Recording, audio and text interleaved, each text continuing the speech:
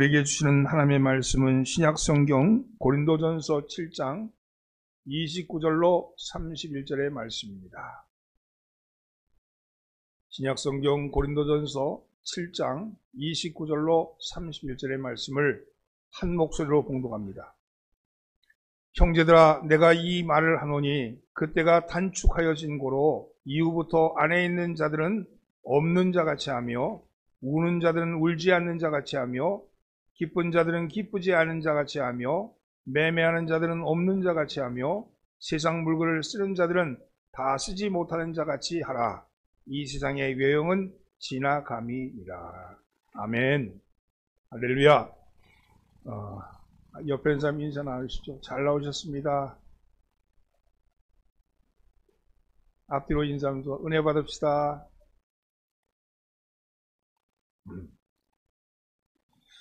내년이면 우리 교회가 이 덕정동에서 교회 잔류에 잡은 지 70년이 되는 70주년입니다.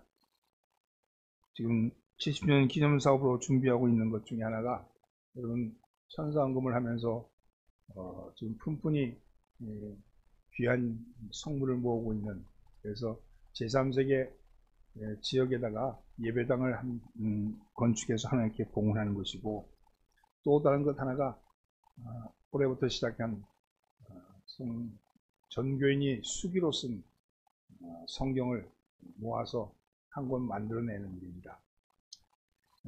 여러분들 이제 거의 다 지정되었고 쓸 일만 남았습니다.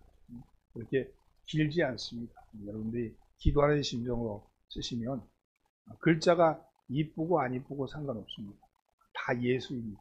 하나님께서는 그 마음을 받으시고 그 심정을 받으실 줄 압니다. 그러니까 그걸 모아서 성경책 하는 걸 만드는 건데, 그래서 잘 쓰시기 바랍니다.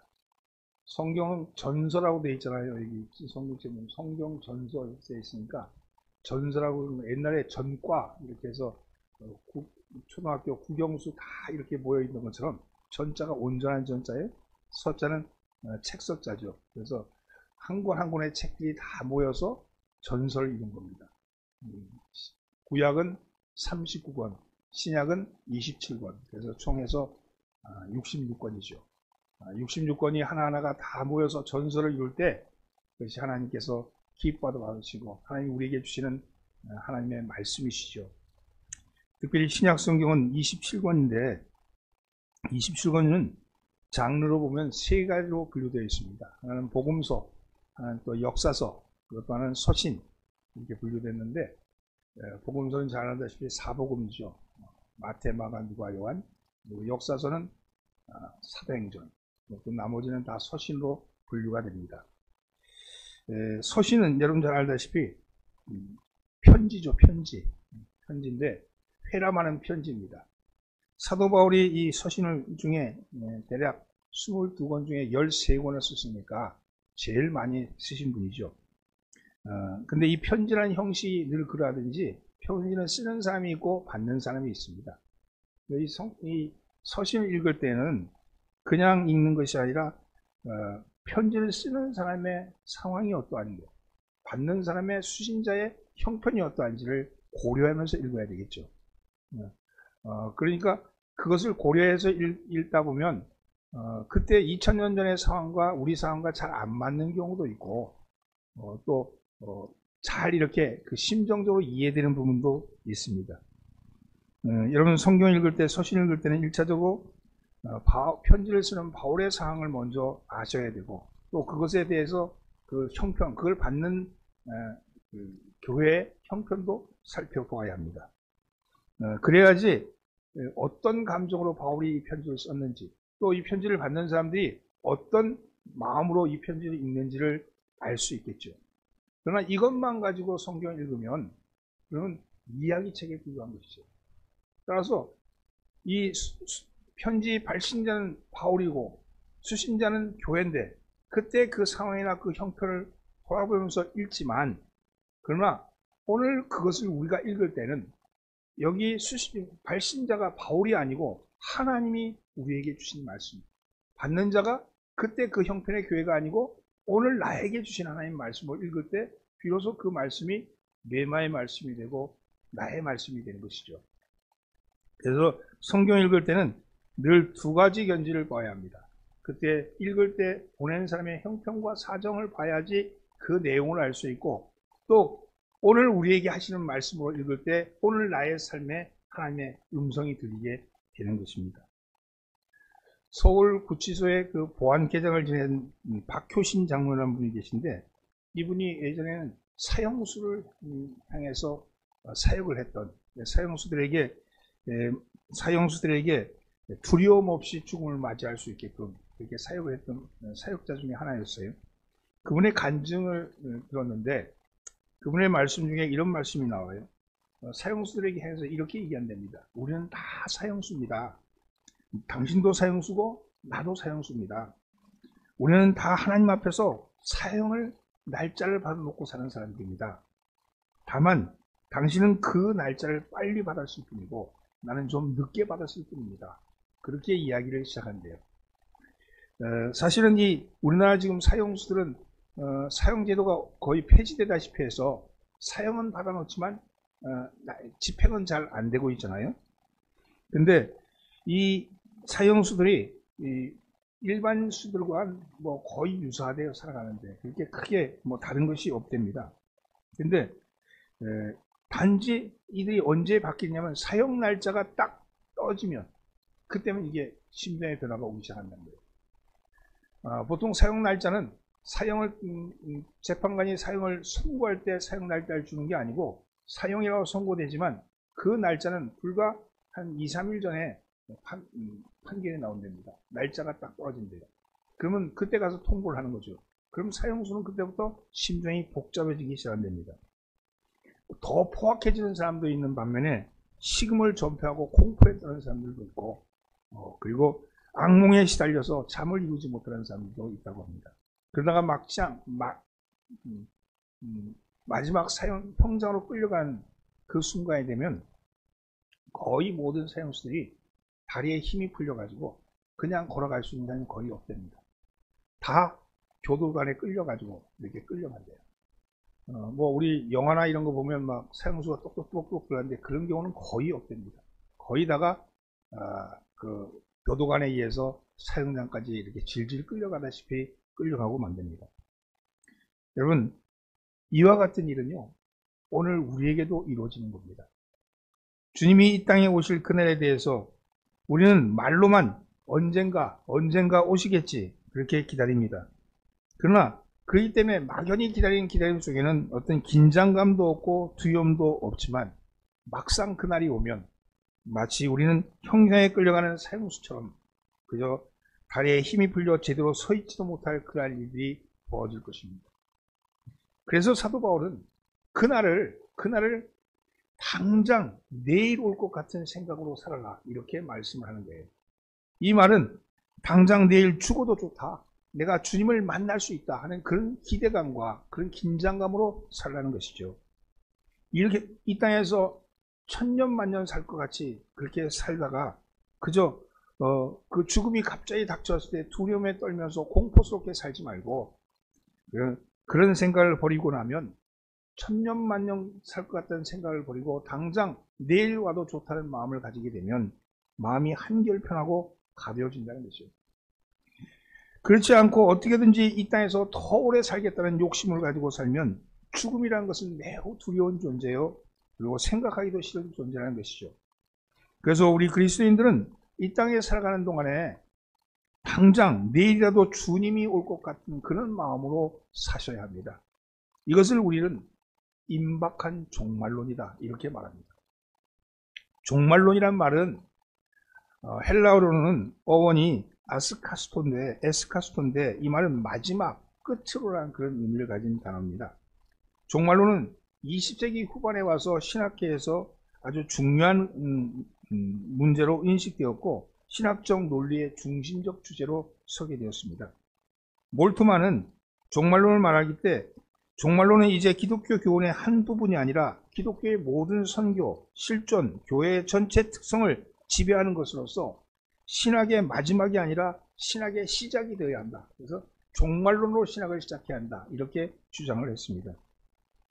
예수님의 교훈에 나타난 천국관, 그리고 사도 바울의 종말사장, 사도 베드로의 영광의 날 혹은 목자장이 나타날 그날, 이런 얘기. 더 중요한 것 무엇보다도 요한계시록의 새하늘과 새 땅, 이것이 다 종말론에 관한 사상의 근거가 되는 말씀이죠. 특별히 감리교회는 종말론적 신앙을 추구합니다. 감리교의 시작부터 종말론이 굉장히 중요한 화두였어요. 지금은 뭐 이렇게 종말론에 대한 얘기를 잘 안 하고 있지만, 사실은 요한회슬레는 감리교를 시작할 때 감리교회를 만든 것이 아니라 성공회 안에서 감리교 교인들이 모여졌잖아요. 그래서 신도회라는 게 조직이 됩니다. 그 신도회 조직하는데 신도에 가입하기 위해서는 단 하나의 조건만이 제시되었습니다. 그것은 곧 도래할 진노에서 피하고 죄로부터 구원받기를 갈망하는 사람, 또한 마지막 날에 주님으로부터 하나님의 종들아 잘하였도다는 말씀을 듣기를 사모하는 사람, 이 사람이 신도의 가입 조건이었어요. 이 말씀은 곧 감리회는요, 종말론적인 그런 성격을 가지고 모인 교단이라는 것이죠. 웨슬레는 인간의 창조의 목적을 하나님 안에서의 행복이라고 보았고, 이 지상에서뿐만 아니라 하늘에서도 영원한 행복을 위한 것이라고 말씀했습니다. 그래서 창조의 목적과 창조된 인간의 삶의 목적도 모두 종말론적인 마지막 날에 하나님 앞에서 어떻게 쓰는가 하는 것이 중요한 목적이 되었다는 것이죠. 신앙인은 바른 종말론을 갖지 않으면 도덕적이고 경건한 신앙생활로 착각합니다. 여러분, 종말론에 입각하지 않은 신앙은요, 그거는 윤리적 기독교예요. 윤리적 기독교. 최근에 몇몇 교회, 한국의 유명한 감리교회에서도 또 유명한 목사님들 중에서 설교를 말씀을 잘 들어보면 저분은 종말론이 없구나. 저분은 윤리적 기독교구나. 제가 일부 예배는 누구라고 얘기했는데 여기 방송에 나갈 것 같아가지고 얘기 안 하는데, 근데 인문과학, 인문사상에 물들어 있는 거예요. 그러니까 많은 사람들에게 인기는 있지만 그거는 윤리적 기독교예요. 도덕적 기독교. 근데 기독교의 본질은요, 종말론적입니다. 주님 앞에 서는 날 어떻게 설 건가 하는 것에 대한 자기 대답이 없는 기독교는, 그것은 기독교의 탈을 쓴 그저 윤리적인 종교일 뿐입니다. 어찌됐든 간에 종말론적인 삶을 기독교는 추구합니다. 종말론적인 삶을 기독교는 추구하고 있고, 그것이 주요한 복음의 메시지입니다. 그러면 왜 종말론적인 삶을 살아야 하는가? 우리가 첫째는요, 종말이 임박했기 때문입니다. 종말이 임박했기 때문입니다. 오늘 본문 말씀 29절 상반절 말씀을 함께 봉독합니다. 형제들아, 내가 이 말을 하노니 그때가 단축하여진 고로. 이분 때가 단축하여졌다. 그때가 단축해졌다. 이렇게 말씀하지요. 그때는 무엇을 얘기합니까? 예수님의 재림의 때입니다. 바울이 이 편지를 쓸 때 바울은 어떤 심정으로 살았나? 바울 또한 임박한 종말론적인 그런 심정으로 살았습니다. 회개하라, 천국이 갖고 왔다. 예수님께서 이렇게 복음을 선포하시면서 말씀을 전할 때 바울은 회개하라, 천국이 갖고 왔다 하는 이 말씀을 말씀 그대로 받아들였어요. 그리고 그 시대가 지나가기 전에 예수님이 오리라고 그렇게 믿었습니다. 예수님 또한 곧 하나님의 나라가 올 것이라고 그렇게 말씀하셨죠. 마가복음 9장 1절 말씀에 또 그들에게 이르시되 내가 진실로 너에게 이르노니 여기 서 있는 사람 중에는 죽기 전에 하나님 나라가 권능으로 임하는 것을 볼 자들도 있느니라 하시니라. 우리 주님이 그렇게 말씀하시죠. 마태복음 10장 23절에 보면 예수님께서 제자들을 갈릴리의 여러 지역으로 보내시며 전도하게 하시면서 이렇게 말씀합니다. 이 동네에서 너희를 박해하거든 저 동네로 피하라. 내가 진실로 너에게 이르노니 이스라엘의 모든 동네를 다 다니지 못하여서 인자가 오리라. 이런 말씀하시죠. 바울은 이런 예수님의 말씀을 그대로 믿었으며, 그래서 데살로니가전서 4장에 보면 바울은 재림에 대해서 설명합니다. 주께서 호령과 천사장의 소리와 하나님의 나팔 소리로 친히 하늘로부터 강림하시리니 그리스도 안에서 죽은 자들이 먼저 일어나고, 그리스도 안에서 죽은 자라는 것은 순교자예요. 순교자가 먼저 일어나고 그 후에 우리 살아남은 자들도 그들과 함께 구름 속으로 끌어올려 공중에서 주를 영접하게 하시리니 그리하여 우리가 항상 주와 함께 있으리라. 이 말씀은요, 바울이 임박한 종말에 대한 생각을 가지고 살았다는 것이죠. 여러분, 그러나 바울이나 예수님도 종말이 언제 올 것이라는 그런, 언제라도 올 것이라는 그런 긴장감에서 사셨지만 결코 그 날짜를 추정하거나 계산하지는 않으셨습니다. 이런 면에서 시한부 종말론과는 다른 것이죠. 예수님이 종말에 대해서 자주 설교하시면서 그러나 그날과 그때는 아무도 모르나니 하늘에 있는 천사들도 아들도 모르고 아버지만 아시느니라, 이렇게 말씀하셨죠. 이것은 사도 바울도 마찬가지입니다.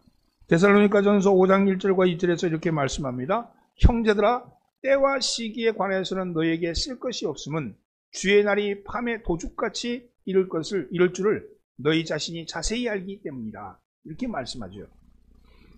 예수님도, 그러니까 바울도 종말이 임박했다고 믿고 사셨지만 결코 그 날짜를 특정하거나 계산하지 않았다는 겁니다. 여기서 시한부 종말론은 아니죠. 예수님과 사도 바울은 하나님의 심판을 열망하고 동경하면서 그 사건이 언제든지 어디에든지 일어날 수 있다는 기대감을 가지고 하루하루를 마지막처럼 사셨다는 겁니다. 따라서 오늘이 내 생애의 마지막 날이다 하는 그런 자세로 하루하루를 최선을 다해 살아가는 것, 이런 태도는요, 광신자의 삶의 태도가 아니고 바로 삶의 비밀을 제대로 아는 기독교인들의 삶의 모습인 것이죠. 내가 오늘 내일, 오늘 저녁에 주님이 오시더라도, 오늘 당장 오시더라도 나는 주님을 맞을 준비가 되어 있다, 나는 신랑을 맞을 준비가 되어 있다 하는 그런 마음으로 살아가는 것이 그리스도인의 삶의 자세인 것이죠. 또한 우리가 왜 종말을 얘기하냐면 이 세상은 잠깐이면 지나가고 말 것이기 때문입니다. 여러분, 31절 하반절에 보면 이런 말씀이 나와요. 이 세상의 외형은 지나갑니다. 이 세상의 외형. 오늘 29절에서 보면 때가 곧 임박하였다, 그러고 나서 뒤에 붙으면 이 세상의 외형은 지나감이니라. 이 말씀이 종말에 대한 두 개의 화두입니다. 30절 하반에서 이 세상의 외형, 이렇게 얘기했는데 이 세상의 외형은 헬라어로는 스케마 투 코스모입니다. 이 말씀은 코스모가 코스모스를 뜻하죠. 이 말씀은 그 세상, 우주를 뜻합니다. 그리고 스케마는 헬라어 단어에서 폼, 네이처를 뜻해요. 그래서 우리말 성경의 외형, 이건 이 세상의 외형, 이 말은 정확한 번역을 할 수 없죠. 외형이라는 것은 표면적인 것, 겉으로 드러난 걸 외형이라고 그러잖아요. 루터는요, 이 번역에 대해서 이 세상의 본질이라고 번역했습니다. 루터의 번역이 훨씬 원문에 가깝죠. 아리스토텔레스의 진료와 형상의 개념에서 볼 때도 형상은 단순히 외형이 아니고 이 세상에 있는 모든 것을 가능하게 하는 근원적인 능력을 의미합니다. 외형이란 말이. 그러니까 본문은 근본적인 겉모습이 바뀌는 것이 아니고 근본과 본질을 포함해서 모든 것이 다 지나간다는 거죠. 여러분, 기차 여행을 하다 보면요, 차장에 많은 것이 지나가잖아요. 그런데 보니까 아름다운 호수가 있습니다. 완전히 마음을 빼앗을 정도로 아름다운 호수가 있는데 그것을 보면서 야, 저게 정말 아름답구나, 그러고 있지만 곧 지나가고 마는 거예요. 거기에 눈을 빼앗는다 그래서 그것이 자기에게 들어오는 게 아니라는 것이죠. 여러분, 이 세상에 있는 것을 몰입하면 우리는 그 삶의 그 자리, 지나간 것에 내 마음을 몰입하면 삶이 황폐하게 된다는 겁니다. 모든 것은 지나갑니다. 우리 자신은 물론이고 지구 안에 있는 모든 것이 다 지나갑니다. 지구 자체도 지나가고 태양도 사라집니다. 이런 것들을 생각하면 우리 인생도 구름이나 바람을 손으로 잡으려는 같이 허망하게 짝이 없는 것이죠. 지나갈 것에 대해서 연연하지 말아라. 지나가고 만다, 이렇게 말씀하죠. 그래서 우리는 하나님 앞에 서는 날을 간절히 기대하는 것입니다. 그러면 종말론적인 삶을 사는 사람의 삶의 자세는 어떠해야 하는가? 아까 얘기했죠. 29절 말씀에 그때는 단축되었다. 그리고 마지막 31절 끝에 보면 이 세상의 외형은 지나간다, 이렇게 말씀하면서 그 사이에 5가지의 이야기를 합니다. 특별히 오늘 3가지 말씀을 중심으로 말씀하는데, 첫째는요, 배려하면서 사셔야 합니다. 29절 하반절 말씀입니다. 이후로부터 안에 있는 자들은 없는 자같이 하며. 여러분, 여기 보니까 안에 있는 자는 없는 자같이 하라. 그러니까 뭐 안에 있는 아내한테 무시해라 이런 뜻으로 익히면 잘못 읽는 거예요. 근데 그 당시에 고린도 교회 교인 중에는요, 부부의 소통 문제가 많이 문제가 되었습니다. 교인들 중에 몇몇 유부녀들은 이혼을 깊이 고민하고 있었습니다. 성격적인 차이, 경제적인 문제, 혹은 남편이 바람을 피워서 이런 것 때문이 아니었고, 남편이 예수를 믿지 않으니까 부인들이 남편과의 성적 접촉을 꺼려했기 때문입니다. 자신은 예수를 믿어서 거룩한 사람이 되었는데 남편은 예수 믿지 않아서 지옥에 가 썩어질 육신을 가지고 있다 생각하니까 성관계가 부담스러워진 거예요. 이런 문제에 대해서 사도 바울이 고린도전서 7장에서는 집중적으로 결혼 문제를 다루고 있는 거예요. 이렇게 안 믿는 남편 때문에 심각하게 이혼을 고민한 부인들에게 아내로서의 의무를 다하라, 분방하지 말아라, 그리고 이혼하지 말아라, 이렇게 권면합니다. 믿지 아니하는 남편일지라도 예수 믿는 아내 덕에 예수를 믿게 될지 어떻게 알겠냐고 말합니다. 그러면서 교회 안에서 이렇게 믿지 않는 남편 때문에 혼자 외롭게 교회 생활하는, 신앙생활하는 그 부인들이 소외감을 느끼지 않도록 잘 배려해 줄 것을 권면합니다. 교회에 오면 다들 남편도 있고 자식도 있고 그래가지고 함께 앉아서 예배도 드리고 점심 식사도 하고 가족끼리 이렇게 몰려 있는데 혼자 오는 그런 그 부인은, 혼자 믿는 부인은 그런 모습을 보면 부럽기도 하고 시기가 나기도 하겠죠. 따라서 불신 남편과 함께 살다 보니 가정에서도 외로운데, 그런데 교회에 와서는 더 외로움을 느끼게 된다면 되겠느냐. 그러므로 아내가 같이 신앙을 사는 남편은 자기 아내만 챙기지 말고 그렇게 그들을 배려하라는 것입니다. 이건 오늘 우리 삶에도 마찬가지죠. 교회 오는데, 처음 교회 왔는데 여기 교인들은 일주일에 한번, 올해 교인들이 일주일에 한번 만나니까 다 좋았고 반갑고 오늘 손잡고 서로 이야기를 나누는데, 처음 교회 나온 사람, 아무도 아는 사람이 없는 그런 마치 나그네 같지 않겠어요? 그런 사람들을 배려하면서 신앙생활하라, 함께 신앙생활하라, 그렇게 말씀하는 겁니다. 여러분, 우리의 신앙생활은 배려가 있으셔야 합니다. 여러분, 배려한 신앙생활하길 예수님을 축원합니다. 두 번째는요, 감정관리를 잘하라고 말씀합니다. 30절 상반절 말씀입니다. 우는 자들은 울지 않는 자같이 하며 기쁜 자들은 기쁘지 않은 자같이 하며. 그렇습니다. 우는 자는 울지 않는 자같이 살라, 여기. 기쁜 자는 기쁘지 않은 자같이 하라. 이 말씀은요, 감정의 지배를 받지 말아라, 이 말씀입니다. 이 말씀도 우리가 잘 해석해야 합니다. 울지 말라는 말이 아니죠. 기뻐하지 말라는 말이 아니죠. 울지 않는 자같이, 기뻐하지 않는 자같이 하라는 것이죠. 자신의 감정을 잘 컨트롤하라는 겁니다. 마지막 시대가 되면 사람들은 자신의 감정을 잘 컨트롤하지 못합니다. 그래서 사도 바울이 울지 않는 자같이, 기뻐하지 않는 자같이 살라고 미리 우리에게 힌트를 주고 있는 겁니다. 슬픈 일을 만날 때 그것으로 세상이 끝난 것 같이 생각하지 말아라. 또 좋은 일이 생겼다 그래서 세상에 다 가진 사람처럼 교만하지 말아라, 이렇게 말하는 겁니다. 우리가 살면서 울고 싶을 때도 있죠. 그때 여러분은 어떻게 합니까? 오늘 울지 않는 자같이 말씀하신 것은 울어야 할 슬픈 상이라면 그럼 기도하라는 거예요. 여러분, 울고 싶은 일이 생기면 믿음으로 선하는 말씀입니다. 울지 말고 슬픔에 빠져 있지 말고 주님을 바라보라는 겁니다.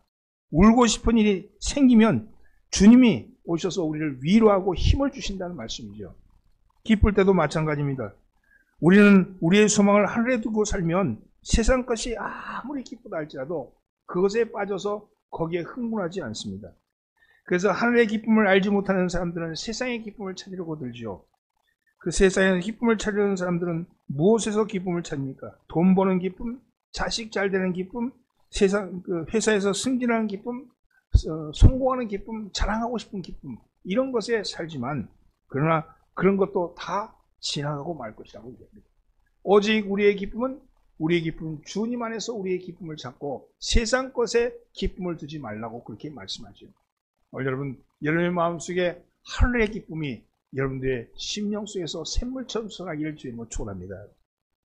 세 번째는요, 눈에 보이는 물질에 집착하지 말라고 말씀합니다. 30절 하반부터 31절까지 말씀을 읽겠습니다. 매매하는 자들은 없는 자같이 하며 세상 물건을 쓰는 자들은 다 쓰지 못하는 자같이 하라. 이 세상의 외형은 지나감이니라. 여러분, 무엇을 산 사람은 그것을 가지고 있지 않은 사람처럼 하라고. 물질에 사로잡혀서 집착하지 말라고. 그거 샀다 그래서 그게 대단한 거고, 이것 뭐 가지면 다 이루어질 거라고 생각하지 말아라. 물질에 집착하지 말아라. 그리고 세상 물건을 이용하는 사람은 그렇지 않은 사람처럼 하라. 마치 새 물건 나왔다 해서 그거 가지고 있으니까 세상에 내가 제일인 것 같이 그렇게 여기지 말라. 이렇게 얘기하는 거죠. 여러분, 결국 그것들은 다 사라져 버릴 것이다. 그거는 다 영원한 것은 없다. 이렇게 말합니다. 마지막 시대를 사는 그리스도인은 있으나 없는 자 같이 살아야 한다고 말씀합니다. 미국의 김용봉 목사님이라는 분이 계신데 그분이 심원한 교인에게 이렇다는 관증을 제가 읽었어요. 미국에서 세탁소를 운영하고서 어느 정도 성공한 재미교포입니다. 근데 그 가정에 경찰을 가장한 그런 강도가 들어와가지고 그 한인 부부가 3시간 동안 잡혀서 아주 공포에 떨었던 그런 이야기를 하고 있었습니다. 처음에 경찰이라고 해서 마음을 놓고 문을 열어줬는데 갑작스럽게 권총을 갖다 대니까 너무 두렵고 떨려서 맥이 빠졌대요. 근데 마음속 깊은 곳에서 이제 죽었구나 하는 생각이 들어왔답니다. 근데 한편은 또 담담하게 느껴지더래요. 그렇게 두려움이 엄습했는데 그 상황은 두려운 상황인데 마음에는 이제 죽었구나 그렇게 생각하고 난 다음에 그만데 담담해지더래요. 그리고 그렇게 3시간을 그렇게 있다가 강도들이 떠나고 간신히 목숨을 거치고 난 다음에 이분들이 곰곰이 생각했답니다. 무엇이 나를 그렇게 담담하게 만들어줬을까? 무엇이 저 강도들 앞에서 내가 담담할 수 있었을까? 하는 것이었죠. 그래서 가만히 생각해 보니까 죽을 준비를 다 해놨기 때문에 그런 거예요. 사실은 사건 발생 한 달 전에 동생이 암으로 죽었답니다. 그때부터 암으로 떠나보낸 후에 죽음에 대한 생각을 많이 했대요. 그래서 지금까지 정신없이 돈만 벌면서 살았는데 이제 50 넘어서 50 간 넘은 사이에 암으로 죽은 동생을 보면서 야, 세상 아무것도 아니구나. 죽으면 아무것도 아니구나 하는 그런 생각이 들더랍니다. 그래서 그때부터는 이제 내가 죽으면 내가 가지고 있는 것도 아무것도 아니고 내가 죽으면 상을 안 해도 아무것도 아니고 내가 죽으면 내가 자식들도 아무것도 아니구나. 내가 그들이 다 없는 것 같이 살아야겠다. 그런 생각이 들대요. 그래서 그때부터는 죽음을 준비하게 되었답니다. 그 죽음을 준비하는 과정에서 강도를 만났다는 거죠. 실제로 죽음의 상황에 막닥대게 되니까 정말 죽음을 준비하고 있던 그에게는 담대한 마음이 생기더라는 겁니다. 여러분, 마지막에 대한 준비를 하는 데는요, 2가지를 준비하셔야 돼요. 2가지. 하나는 두고 떠나는 곳에 대한 준비를 하셔야 돼요. 내가 두고 떠날 곳에 대한 준비. 또 하나는 내가 죽어서 향할 곳에 가는 준비를 하셔야 돼요. 내가 죽음을 놓고 떠날 곳, 내가 떠나고 난 다음에 남아있는 삶에 대한 준비, 그리고 내가 갈 곳에 대한 준비를 하셔야 합니다. 둘 중에 어느 한 곳도 준비되어 있지 않으면 낭패를 당하는 것이죠. 언제 닥칠지 모르는, 도둑같이 닥칠지 모르는 마지막이 늘 준비되어 있어야 합니다. 두고 떠나는 사람에 대한 준비, 그와 함께 떠나서 만나게 될 그분에 대한 준비를 하셔야 된다는 거예요. 여러분, 지금 당장 죽음이 나에게 닥치면 내가 떠날 것에 대한 잘 준비되었습니까? 그리고 내가 당장 죽음이 나에게 닥치면 내가 나를 맞이할 그분에 대한 준비는 잘 되었습니까? 이 물음을 던지셔야 합니다. 이게 종말론적인 삶을 사는 거예요. 그러면 또 하나님 앞에 그분을 만나게 될 때 하나님 앞에 설 것에 대한 준비도 해야 합니다. 2가지를 또한 준비해야 합니다. 하나는 그날 우리 곁에 서서 우리를 변호해 줄 분을 모시는 일입니다. 우리의 공로와 업적으로는 하나님 앞에서 정죄를 면할 수가 없습니다. 우리의 허물과 죄가 비교할 수도 없이 더 크기 때문에 그렇습니다. 우리의 공로로는 우리의 죄를 덮을 수가 없다는 거예요. 그래서 누군가가 나를 대신해서 변호해 줄 분이 있어야 합니다. 바로 예수 그리스도가 그분이시죠. 우리의 희망은 오직 하나님 앞에서 예수님이 우리를 보듬어 안고서는 이들의 죄를 내가 대신 지고 죽었으니 이들을 용서하시고 받아주옵소서 하는 그런 변호해 주는 그 일, 그 말을 들을 뿐이죠. 그분의 은총을 받을 수 있도록 그리스도를 주님으로 우리가 모시고 살아야 합니다. 그래서 예수님은 누구든지 사람들 앞에서 나를 시인하면 나도 하늘에 계신 내 아버지 앞에서 그 사람을 시인할 것이다. 이렇게 말씀하셨습니다. 여러분 그렇죠. 오늘 주님 앞에 심판대 앞에 섰을 때 여러분 재판장에 들어가면 변호사가 있듯이 누가 나를 변호할 분이 있어야 된다는 거예요. 그분이 있느냐는 것이고요. 두 번째는요. 그 하루하루의 삶입니다. 지금 당장 하루하루의 삶은 마지막 날에 우리 주님 예수님께서 우리를 두둔해 주시고 변호해 주실 것이라고 해서 그것을 믿고 마음대로 살라는 게 아니죠. 여러분 이것을 깨달았다면 깨달은 자처럼 내가 구원을 받았으면 구원을 받은 자처럼 살아야 합니다. 주께서 주시는 능력으로 오늘 우리의 삶을 힘써 살아야 하는데 어떻게 살아야 되겠습니까? 분명히 구원받으면 주님이 나를 변호해 주실 분으로 서 계실 거예요. 근데 그분 옆에 가가지고 그분 옆에 서서는 그분 옆에 섰는데 그분이 보실 때 부끄러워. 내가 널 보니 참 부끄럽다. 그러면 되겠습니까? 왜 우리가 주님을 닮으라 그러잖아요. 변호하실 그분을 닮아서 우리가 우리의 삶을 주님의 닮아가는 삶을 사셔야 되나요? 그분이 보실 때 그래 네가 참 힘들고 어렵지만 넌 최선을 다해 살았구나. 내가 기꺼이 너를 변호하마. 이렇게 돼야 되지 않겠습니까? 여러분 우리 주님이 우리에게 우리에게 보시는 면이 보시기에 좋았다는 모습으로 사셔야 되잖아요. 그 윤리적인 게 아니잖아요. 그죠? 그분을 따라가는 삶을 사셔야죠. 그분을 닮아가시는 삶을 사셔야 되지 않겠습니까? 우리의 인생은 또 혹은 우리의 인류는 분명히 끝이 반드시 있기 마련입니다. 그 마지막에는 하나님 앞에서 결산을 해야 합니다. 이것을 깨달아야 합니다. 그 사실을 아는 사람답게 그 사실을 아는 사람답게 사는 것이 매우 중요합니다. 말씀은 그렇죠. 여러분 주님 앞에 심판대에 섰을 때 변호하실 분이 있느냐, 또 내가 그 변호할 분을 잘 알고 있느냐, 그 변호하시는 분에 대해서 그 변호하시는 분과 함께 살 수 있느냐 하는 그 모습을 보셔야 됩니다. 사랑하는 성도는 구약과 성경을 통해서 수없이 반복되는 증언은 마지막이 있다는 것입니다. 그리고 또 하나는 마지막이 코앞에 이르렀다는 것입니다. 이 마지막은 개인적인 죽음을 의미할 수도 있고 국가적인 멸망을 의미할 수도 있고 우주적인 종말을 의미할 수도 있습니다. 그 어떤 종말이라도 미리 예측하거나 통제할 수가 없습니다. 우리가 태어난 것도 우리가 어찌할 수 없는 것이었듯이 우리의 마지막도 우리의 힘으로 어찌할 수 있는 것은 아닙니다. 언제 마지막이 올지 또 그 마지막이 어떤 모습으로 올지는 전적으로 하나님이 결정하십니다. 우리가 할 수 있는 일은 그저 그 마지막에 대한 준비를 잘하는 것뿐입니다. 하나님이 언제든지 결정하시면 나의 마지막이 될 것입니다. 그러니 나는 어찌해야 되겠습니까? 오늘 하루가 나의 마지막이라는 그런 생각을 하고 사는 것이 최상의 방책입니다. 바로 그것이 예수님이 사셨던 방법이고 바로 그것이 바울이 살았던 방법이기 때문입니다. 여러분 주님이 오실 때 두려워하지 아니하고 담담하게 주님을 맞이하시기를 원하십니까? 그러시면 주님이 준비하는 것을 잘 준비하시기 바랍니다. 오늘 우리의 삶에